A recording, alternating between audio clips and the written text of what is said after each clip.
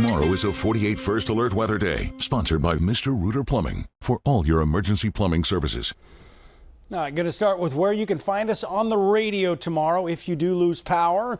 Model guidance suggesting some really robust thunderstorms, and if we get these supercell storms out ahead of it, you could see more than one storm, more than one dangerous storm moving through. So the first one may knock out power. You're going to need to find a way to find us. You can also find us on our 48 First Alert weather app. One of the big sticks is WRSA Mix 96.9, WKAC out of Athens, and on the AM at 1080. We've got Way FM 88.1, WJIA down in Gunnersville. That's going to be 88.5, 103.1 WVSM in Rainsville, WKEA 98.3 in Scottsboro, and WZYX up in Cowan, Tennessee. We've also got a big stick out here in Florence. That is 91.3 WFIX, and that's where the storms are likely going to hit first. Here's what the impact's going to be. We expect power outages if the forecast goes as planned right now. And again, as you've known from past performances, it's not an exact science. We're here to prepare you for what could be the worst, and we're going to go through the worst case scenario here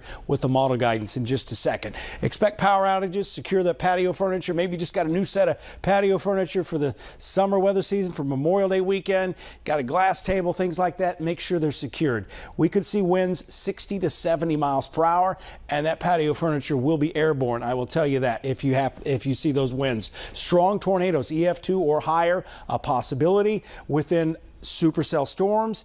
We're going to cover that in just a second. And even within the main line, as this line gets going, it's going to accelerate and it is going to get stronger hour by hour as we go through the day tomorrow. We should be able to give you plenty of heads up, though. In fact, we're giving you that right now. We're talking about storm tracks at least 30 minutes long to 45 minutes long.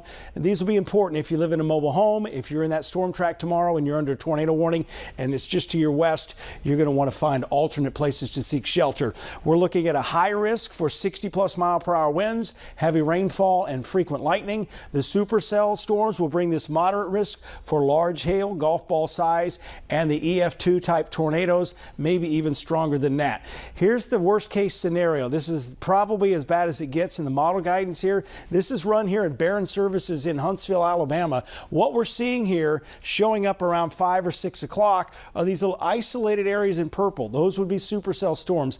Keep in mind, this isn't exactly where they're going to be. This gives you the idea, the setup of the atmosphere and the spacing, and that's important. It's not like one big wall of high wind or one big wall of tornadoes coming through. They're isolated in nature as we go down. So notice these supercells up towards Winchester, Huntsville to Scottsboro, and down towards Smith Lake.